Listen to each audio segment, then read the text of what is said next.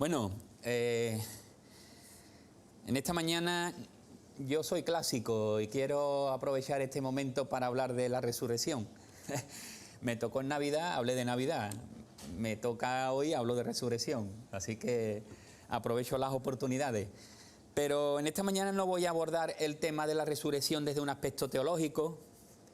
Tampoco voy a abordarlo desde un aspecto apologético, podría ser interesante. Aprovecho para decir que este asunto lo trató muy bien Antonio Moreda y las predicaciones suyas están en nuestra página web. No sé si sabéis que tenemos una página web, ccvidabundante.com, ccvidabundante.com, la A es común. Y ahí hay un apartado que pone multimedia y ahí están todas las predicaciones de todos los que compartimos la palabra. Así que podéis acercaros ahí también y refrescar o incluso escuchar alguna que no habéis podido tener, ¿no? Entonces, mi acercamiento más que al evento o a lo que estamos compartiendo de la resurrección mi intención es mirar al Jesús resucitado y que podamos ser animados con la certidumbre que tenemos de su compañía para siempre. Lo estamos compartiendo en esta mañana. Jesús ha resucitado, Jesús está vivo, con lo cual Jesús está en comunión con nosotros, ¿no? En una nueva relación, eso sí, en una nueva relación. Pienso que a veces nos quedamos un poco solo con los aspectos teóricos de la doctrina y no hacemos el recorrido. Quizás me parece el recorrido más difícil que hay, es de llevar la fe de la mente al corazón. Y ahí es donde tenemos que enfocar en esta mañana. Y por supuesto después a la conducta, ¿no? El pasaje que vamos a considerar, y me encanta el capítulo 24, y ya se ha hecho referencia, se ha leído la primera parte donde las mujeres van y encuentran la tumba vacía y esa pregunta de los ángeles. ¿Por qué buscáis de entre los muertos al que está vivo? ¿No? Me encanta, ese es uno de mis pasajes favoritos de la Escritura.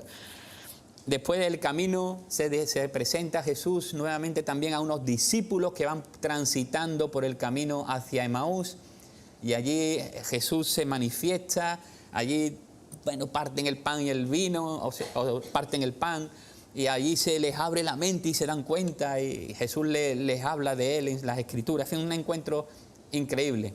Y un poquito más adelante, a partir del versículo 36, pues allí nos vamos a encontrar a los apóstoles, los discípulos de Jesús, un grupo amplio, seguramente estos de Emaús también estaban allí, y vamos a tener ahí la lectura en Lucas 24, 36, 53. El título que le he puesto a este mensaje es Jesús resucitado, la esperanza ante la turbación. Jesús resucitado, la esperanza ante la turbación. Así que vamos a leer el pasaje. Lucas 24, 36, dice allí el texto: mientras ellos hablaban estas cosas, él mismo se puso en medio de ellos y les dice: paz a vosotros. Entonces ellos se turbaron y se llenaron de temor, pues pensaban que veían un espíritu. Pero él les dijo: ¿por qué estáis turbados? ¿Y por qué surgen dudas en vuestro corazón? Ved mis manos y mis pies, que yo mismo soy. Palpadme y ved, pues un espíritu no tiene carne y huesos como veis que yo tengo. Y habiendo dicho esto, les mostró las manos y los pies. Pero como ellos, a causa del gozo y del asombro, aún no creían, les dijo: ¿tenéis aquí algún alimento? Ellos entonces le presentaron parte de un pez asado, y tomándolo, lo comió delante de ellos, y les dijo: estas son mis palabras que os hablé estando aún con vosotros, que tenían que cumplirse todas las cosas que habían sido escritas acerca de mí en la ley de Moisés y en los profetas y en los salmos.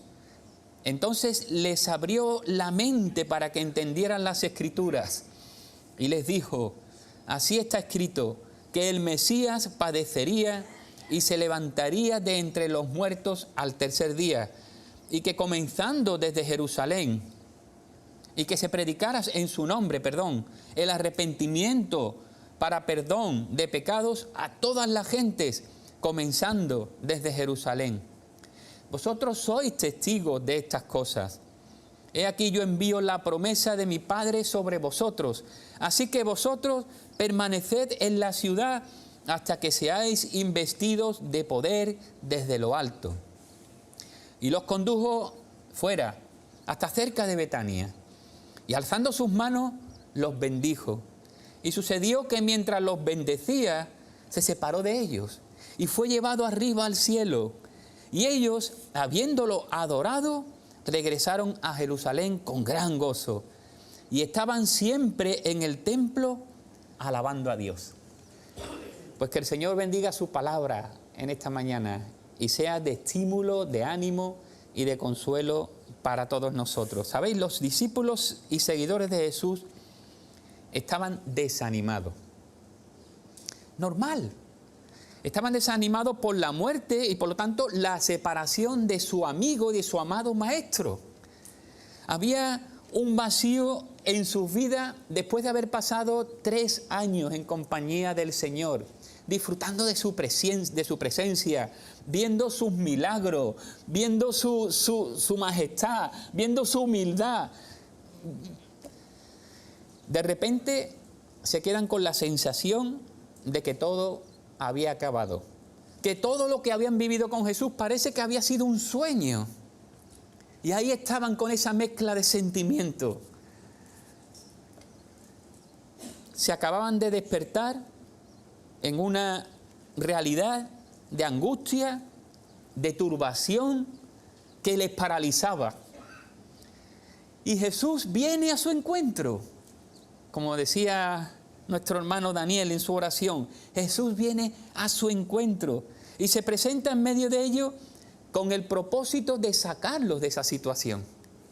Qué bueno es que Jesús conoce, sabe cómo somos, cuáles son nuestros pensamientos, cuáles son nuestras dudas, cuáles son nuestras incertidumbres, nuestras turbaciones. Viene al encuentro. Y lo primero que hace es un saludo. Típico, ¿no? Paz a vosotros. Es un saludo típico, pero es un saludo tremendamente cargado de significado. Jesús se presenta a ellos con un mensaje al corazón. En un momento de turbación, en un momento de dificultad, en un momento de confusión, paz a vosotros. El único que puede ofrecer auténtica paz en medio de confusión es Jesús. Cuando estaba pensando en esto, se me venía a la mente los conflictos que hay en este mundo ahora, ¿no? Básicamente también por la guerra, pero hay muchos otros. Y pensaba cómo se intentan las negociaciones por parte del hombre, por parte de los gobiernos, de buscar una paz, al menos una ausencia de conflicto, de guerra. Pero la auténtica paz, la paz que Dios da, la paz que Jesús ofrece es una paz distinta. Así que las primeras palabras que pronuncia Jesús son de ánimo, son de aliento para los que estaban reunidos en ese momento tan especial. Allí congregados estaban ellos y allí se presenta Jesús. El evangelista Juan dice que estaban las puertas cerradas y se aparece Jesús en medio de ellos. Claro, esto crea más confusión todavía porque de repente aparece ahí en medio. Pero Jesús se aparece en medio de los que están congregados. Recuperar a Cristo es recuperar la experiencia de paz. Estaba leyendo en el comentario de Samuel Pérez Millo, ese comentario que él tiene de Lucas, y me llamó la atención un apunte que hace al tema de la congregación, de la reunión y de Jesús en medio de ellos. Y dice él literalmente: no siempre damos importancia a las reuniones de creyentes. Es fácil dejar de congregarnos por cualquier cosa de poca importancia. La presencia de Jesús se hace realidad en la reunión de los cristianos. Sin embargo, la presencia de Jesús en medio de los suyos se hace notar especialmente por el don de la paz. Cuando el Señor está presente, hay paz. Y sentimos que su promesa de paz es la realidad en la reunión. Si se reúnen simplemente personas que aunque sean amigos y hermanos, No hay garantía de una experiencia de paz porque el príncipe de paz no está presente. Y dice él, el gran mensaje de Jesús a los suyos en tiempos de inquietud o de bonanza es el mismo que a los discípulos. Paz a vosotros. Ese es el saludo, ese es el primer mensaje con el que Jesús viene a ellos, a su encuentro, en medio de la reunión. Qué bueno es, ¿no? Poder sentir la paz de Dios. Yo la siento cuando estoy reunido. Tenemos que buscar las oportunidades de estar juntos. Si no puedes venir por una causa justificable, está bien. Pero si puedes venir, ven a reunirte. Ven a reunirte. El Señor está en medio de su pueblo y se manifiesta con su paz en medio de nosotros. En relación con este mensaje surge la pregunta de Jesús. A mí me llama mucho la atención. ¿Por qué? ¿Por qué estáis turbados? ¿Y por qué surgen dudas en vuestro corazón? Les afirma y les dice, tened paz. Y ahora les hace una pregunta tremenda. ¿Por qué surgen dudas en vuestro corazón? ¿Por qué estáis turbados? Yo estaba pensando, si Jesús nos hiciera esta pregunta a cada uno de nosotros en este momento, ¿qué le responderíamos? Podríamos decirle, Señor, es que en mi vida hay situaciones crónicas de enfermedad que me afligen. Y no solo a mí, afligen a mis enfermedades, a mis familiares también. ¿Sabe? Por eso tengo turbación. Estoy pasando una situación de inestabilidad económica que no puedo controlar. O podríamos decirle, veo problemas de relaciones a mi alrededor y me siento turbado porque no puedo hacer nada para solucionarlo y para evitarlo. O tengo personalmente conflictos emocionales que me afligen. La turbación es un estado que controla el corazón y la mente. Cuando estamos turbados, suelen aparecer pensamientos dañinos que inquietan el alma. Ante la situación de los discípulos, Jesús no espera una respuesta de las cosas que le turban o que nos turban. Jesús no está esperando que le digamos todo. Jesús hace una pregunta retórica para que nos demos cuenta, para que realmente pensemos más allá de nosotros mismos, más allá de nuestras propias circunstancias, que pongamos en práctica nuestra vida espiritual y podamos salir de nosotros y centrarnos y confiar y ver a Dios y ver desde la perspectiva que Él ve las cosas, hacernos pensar en la perspectiva divina en medio de nuestro mundo. ¿Recordáis un poco en el Evangelio de Juan, en el capítulo 12, en el capítulo 14, también que les dice? No se turbe vuestro corazón. Creed en Dios. Creed también en mí. Y sigue diciéndole, voy a preparar un lugar para vosotros. Y sigue más, no me voy a quedar allí. Vendré otra vez y os tomaré conmigo, para que donde yo estoy, allí estéis también vosotros. Estas palabras son bonitas, ¿verdad? Son de esperanza, pero hay que llevarlas al corazón. Hay que traerlas al corazón. Jesús que conoce los pensamientos de ellos, Jesús que conoce nuestros pensamientos, sale al encuentro para sacarlos de esa situación en la que se encontraban. Y mirad, Jesús les quiere sacar de esa situación de tres maneras. Lo primero, dándole una nueva mirada. En segundo lugar, una nueva comprensión. Y en tercer lugar, haciéndoles ver que tienen una nueva relación. Una nueva mirada, una nueva comprensión, una nueva relación. De esa manera, Jesús quiere que salgan de esa turbación, de esa angustia, de esa confusión que les embargaba en ese momento, ¿no? Una nueva mirada, versículos 39 y versículo 40 del texto que hemos leído, ¿no? Mirad mis manos y mis pies, que soy yo mismo. Palpadme, ved, porque un espíritu no tiene carne ni hueso, como veis que yo tengo. Y cuando dijo esto, les mostró las manos y los pies. Jesús no les deja Jesús sigue siendo el mismo, pero manifestando en una nueva realidad. Es verdad, ya no es el que era. Efectivamente, el cuerpo que tenía Jesús ahora era un cuerpo distinto. Una de las cosas es que se presenta ante ellos atravesando las paredes. Pero era un cuerpo que tenía visibles las marcas de la cruz. Era un cuerpo que, según él, tenía carne y huesos. Sí que es difícil de conciliar para nosotros. Pero la Biblia, el apóstol Pablo habla también de un nuevo cuerpo que nosotros también tendremos. Un cuerpo transformado, un cuerpo glorificado, un cuerpo que será distinto al cuerpo que ahora tenemos con tantas ataduras y con tantas limitaciones. Ese es el cuerpo que tiene Jesús. Y se presenta y les dice, mirad, efectivamente, soy distinto en apariencia. Ellos pensaban que era un espíritu, pero él dice, no soy yo, estoy aquí. Es una nueva manera en la que vamos a relacionarnos. Jesús no quería que se quedasen confundidos y pensasen que podría ser quien fuera, no sé.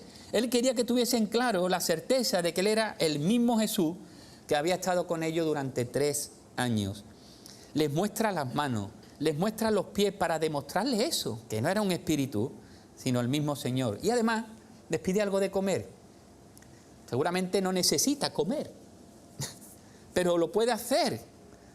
Y le dice, ¿tenéis algo de comer? Y está intentando de que ellos se den cuenta y bajarlo a la realidad y sacarlo de su perplejidad y decirle que soy yo, que soy yo, que soy Jesús, que estoy aquí con vosotros.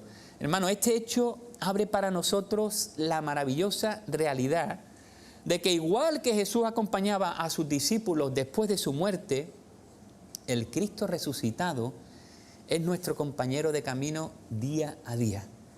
¿Veis la bendición que es esto? Cristo no quedó en la tumba, Cristo resucitó. Nos da la posibilidad de tener una relación con Él día a día. No está limitado, no estamos limitados. Él no es un cuerpo humano como nosotros, que geográficamente tiene que estar en el mismo lugar para poder tener una relación. Con Él podemos tener una relación siempre, debido a su nueva naturaleza, por decirlo de alguna manera.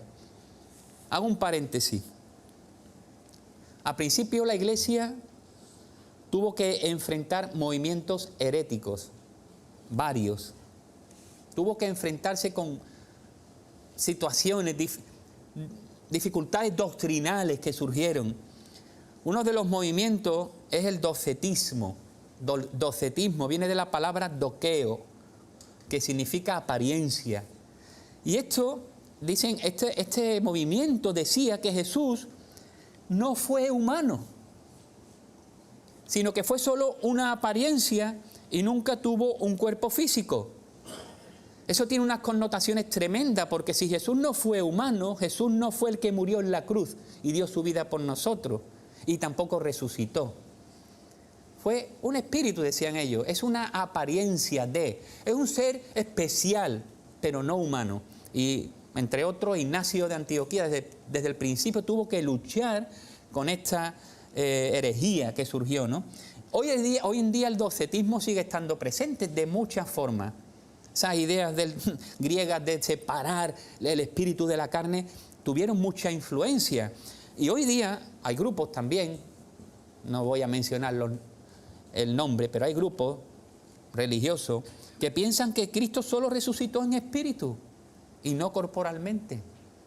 Siguen estando esos movimientos. En fin, pasajes como este, pasajes de 1 Corintios 15, los pasajes de Juan, dejan clarísimo que Jesús fue divino y humano, las dos naturalezas de nuestro Señor Jesús, ¿no? Cierro el paréntesis. Podemos tener una nueva relación con Jesús de una manera especial. Mirad otro pasaje de Juan 14, en el mismo que leíamos un poco más adelante. No os dejaré huérfanos, vendré a vosotros. Un poco más de tiempo y el mundo no me verá más, pero vosotros me veréis. Necesitamos entender que nosotros somos distintos, tenemos una visión, tenemos una esperanza, tenemos una relación con Jesús que no tiene el mundo. Nosotros podremos ver a Jesús. Dice, porque yo vivo, vosotros también viviréis. En ese día conoceréis que yo estoy en mi Padre y vosotros en mí y yo en vosotros. Es tremendo, ¿no? A veces pueden venir a nuestro corazón turbación. Claro que sí. Pueden venir dudas. Nos sentimos solos. Es más, no sentimos la presencia de nuestro Señor a veces. Pero aun cuando la emoción física o la parte nuestra de sentimiento nos pueda confundir, la fe en las palabras del Señor Jesús deben ser nuestro ancla y nuestro consuelo. Cristo ha resucitado. Se puede relacionar con nosotros de una manera plena, de una manera nueva. Y nos promete, nos dice que igual que Él se ha ido, va a volver y que nosotros vamos a estar con Él para siempre. Así que, wow, tremendo, ¿no? Las palabras de consuelo que les está dejando Jesús a estos congregados allí, ¿no? Les está diciendo, mirad, tenéis que salir de vuestra situación, tenéis que tener una nueva mirada. ¿Entendéis? Tenéis que tener una nueva mirada. Pero también tenéis que tener una nueva comprensión. Los versículos 44 a 49 les dice que era necesario que se cumpliese todo lo que estaba escrito acerca de Jesús. En la ley de Moisés, en los profetas y en los salmos. Es interesante. Dice que les abrió el entendimiento para que comprendieran las Escrituras. Antes, en el camino de Emaús, les abre a los discípulos las Escrituras. Ahora les dice a ellos que les abre, o dice Lucas que les abre el entendimiento. A Escrituras que se abren, entendimiento que se abren. Perfecta sintonía. Les abrió el entendimiento para que pudiesen entender las Escrituras, para que vean el cumplimiento de las Escrituras. ¡Qué bueno! Todo lo acontecido no fue un accidente ni un hecho circunstancial. No fue algo que ocurrió porque a Jesús se le fue de las manos, porque los romanos fuertes y poderosos acabaron con él y él era una persona impotente, una persona que tenía unas grandes intenciones, una persona buena, una persona que quiso empezar con un movimiento y acabó en la cruz. No fue eso, no fue eso. Eso es algo que sucedió porque estaba cuidadosamente planeado por Dios. Y esto fue comunicado por los profetas y fue revelado en las Escrituras. Y la revelación de Dios escrita es cristocéntrica, apunta a la persona, a la palabra, a la obra del Mesías de Dios. El Señor utiliza el lenguaje que entendían los judíos, los escribas, fariseos. Ellos entendían el Antiguo Testamento que nosotros tenemos, ellos lo dividían de tres formas. La ley, que no solo es la ley, es lo que sería el Pentateuco, la Torá. Los profetas, que incluía a todos los profetas, mayores, menores. Y los escritos, incluyendo los salmos, los libros poéticos. En fin, esa es la división que ellos entendían. Jesús lo que está diciendo, todo lo que vosotros tenéis de revelación, anuncia que esto era necesario, que se tenía que cumplir. Jesús está precisando que el Antiguo Testamento es sombra de lo que tenía que ocurrir en el ministerio de Jesús. También les abre el entendimiento no solo para que vean el cumplimiento de la Escritura, sino para que la interpreten correctamente. Porque el interés del Señor Jesús es que sus discípulos interpreten las Escrituras desde el evento de Cristo. Y no como lo hacían los rabinos, ¿no? Siempre con sus tradiciones, con su nacionalismo, con estas cosas, ¿no? que estaban siempre apartando y pervirtiendo el sentido de las Escrituras, ¿no? Pero es más, no solo les abre el entendimiento, les hace comprender el plan de Dios.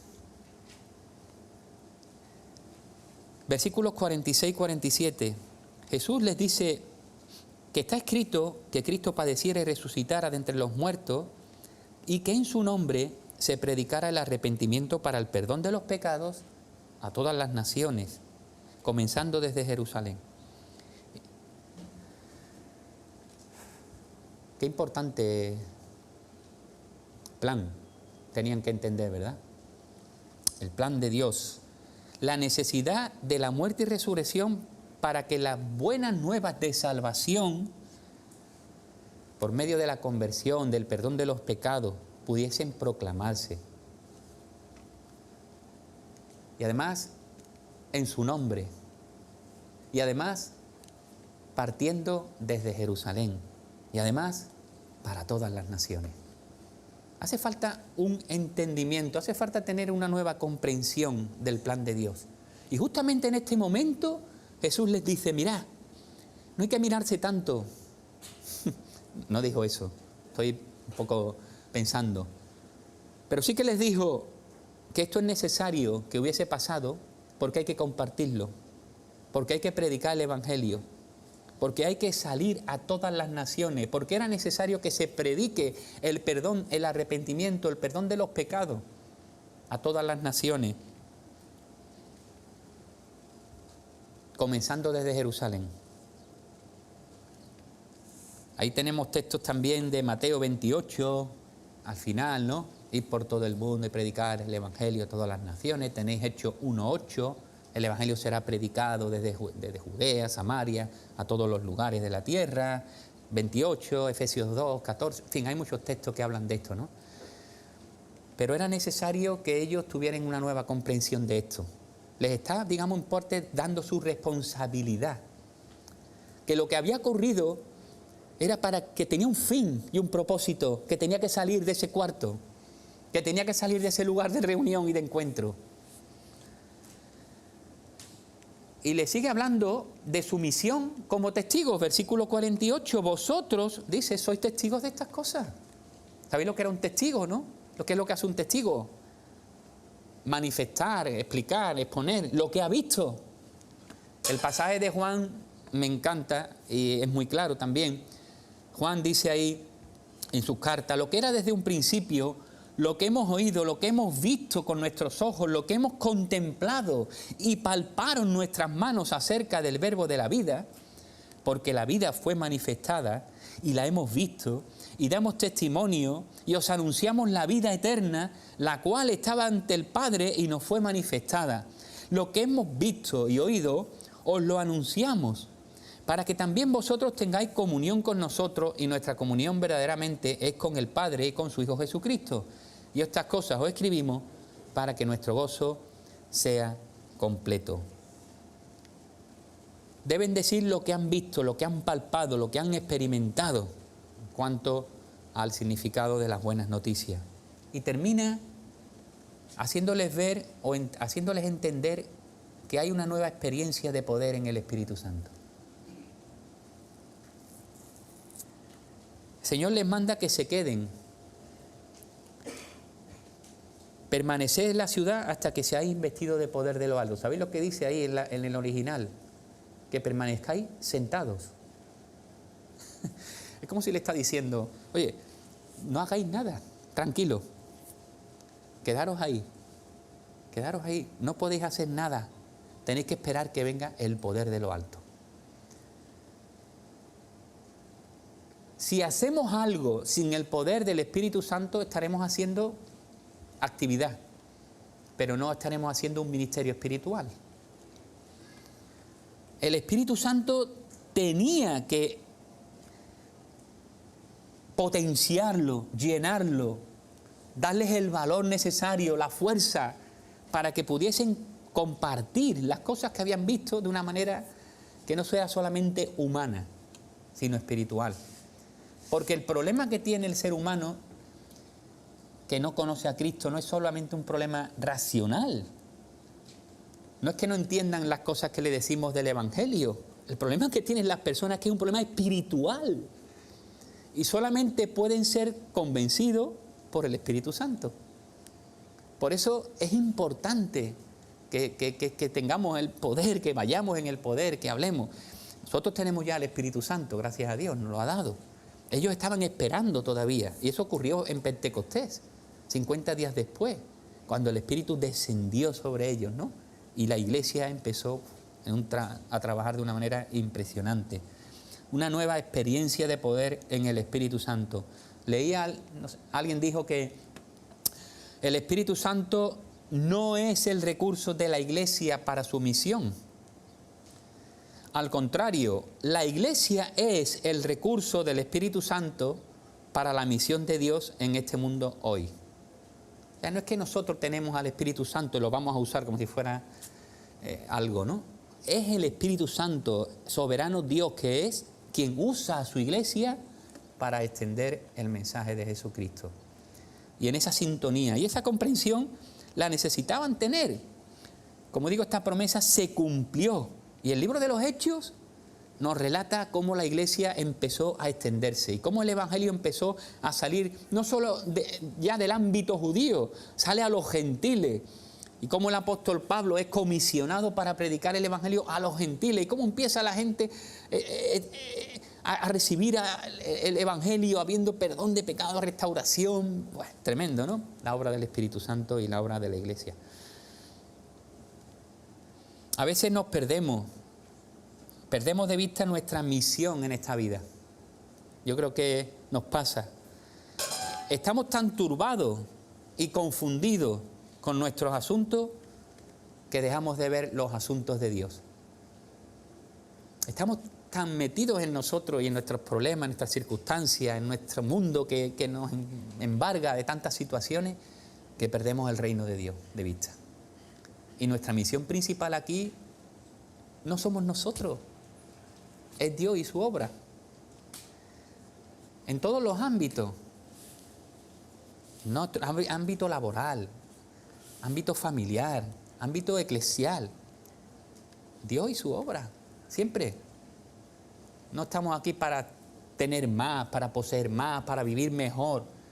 Bueno, forma parte de las bendiciones de Dios, pero no es ese el fin ni el enfoque. Tenemos que enfocar todas las cosas de nuestra vida para el reino de Dios. Necesitamos recuperar ese entendimiento de nuestro llamado. Ver el mundo como Jesús, como Dios lo ve. Fijaos, el mensaje de extender el reino de Dios fue el último mensaje de Jesús antes de su ascensión. ¿No lo hace eso importante? Así que necesitaban una nueva mirada, una nueva comprensión y una nueva relación. Versículo 50 al final. Los lleva a Betania, cerca, los bendice y ahí, bendiciéndolos, es llevado al cielo. Y ellos están ahí con gozo, vuelven a Jerusalén con gozo, adorando y con gozo, ¿no? Y se reúnen. Es una nueva relación, evidentemente no física. El hecho de que Jesús no iba a estar físicamente con ellos no significa que no iba a seguir teniendo una estrecha relación. Para nosotros no es fácil entender esto, claro.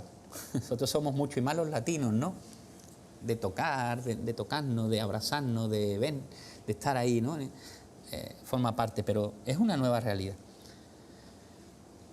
Jesús está un tiempo con sus discípulos, corrige algunas cosas, les habla de algunas cosas y los bendice, encomendándolos a la misión. Ahora Jesús está exaltado. Jesús sube y está sentado a la diestra del Padre, en el trono. Ahí está Jesús, ahora. Qué bueno. Ahora Él está intercediendo, tiene el ministerio de intercesión por cada uno de nosotros también. Hay unas palabras de Hendriksen, un comentarista. Él dice: mientras estaba aún en la tierra, Él estaba presente con la iglesia. Ahora Él está presente en la iglesia. En otras palabras, Él ha partido de nosotros para hacerse más cercano a nosotros. Qué bueno, ¿verdad? Era muy triste. Ellos al principio, bueno, se va el Maestro, se va Jesús, ¿qué pasa de nosotros? Pero es que es mejor. Ahora es mucho mejor. Es lo que tenemos que entender. Hay adoración y gozo. Fijaos, lo que podía haber sido un tiempo de tristeza se convierte en un tiempo de adoración y gozo. Jesús ahora estará con ellos en el Espíritu. Tenían la promesa de que iba a volver, de que iba a estar con ellos para siempre. Cuando ellos entendieron el plan de Dios, brotó de sus corazones adoración y gozo. No podemos adorar y sentir su gozo si previamente no hay un reconocimiento absoluto de su persona y de su obra y una entrega total en obediencia a su voluntad. Es algo que va relacionado.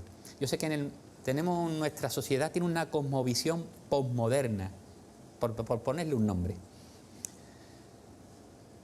Antes, gente de mi generación y anterior, yo ya estoy casi al final de la generación moderna, que se llamaba, era había mucho enfoque en la razón y había un énfasis grande en la escritura, en la doctrina, muy fuerte, importante, ¿no? Claro. Hubo un acercamiento muy fuerte, parece como que se desconectaba de la realidad de la vida. Los posmodernos o los más innovadores, por decirlo de alguna manera, ven que eso ha sido ese aferrarse a las verdades, a veces de manera muy estricta y muy dura, ha creado muchos problemas, incluso problemas que han hecho daño. Hay un contrapunto y nos vamos a la experiencia de la vida. Lo más importante es la ética, lo más importante es la vida cristiana, lo más importante es el tener una experiencia del día a día, la gente, los necesitados, la obra social. No es tan importante la palabra, no es tan importante la doctrina, lo importante es la vida. ¿Veis? Nos vamos de un punto al otro punto. Pero si no hay una base de una verdad, si no hay una base escrituraria, si no conocemos al Dios de la Biblia, su plan, su obra, no podemos tener una experiencia de gozo, de adoración, y de gozo también auténtica. Podemos tener alabanza o adoración superficial, que se basa mucho en la parte emocional, pero no tiene fundamento.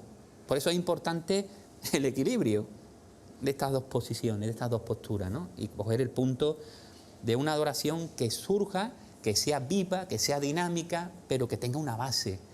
Saber por qué estamos adorando, saber por qué estamos alabando al Señor. Ellos lo entendieron y hubo una expresión tremenda de gozo y de disfrute, ¿no? Y comunión, también nos dice el texto, ¿no? Ahí dice que siempre estaban en el templo alabando a Dios. Y cogieron ese lugar, esos primeros cristianos, para reunirse, para estar tiempo juntos, un lugar de encuentro donde podían orar, donde podían compartir de la gracia de Dios en sus vidas, ¿verdad? Cuán importante es la alabanza comunitaria, ¿no? Desde el principio, el estar juntos fue un distintivo de la iglesia.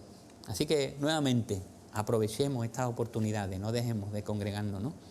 Bueno, tenemos motivos no fundados para vivir en gozo, en compañía del Jesús resucitado. Hay que llevarlo al corazón.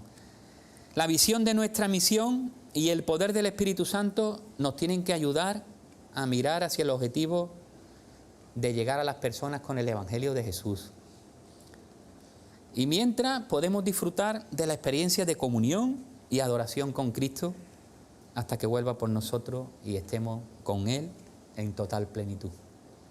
Pues quiera el Señor que estas palabras sirvan de ánimo, de estímulo y de aliento para cada uno de nosotros.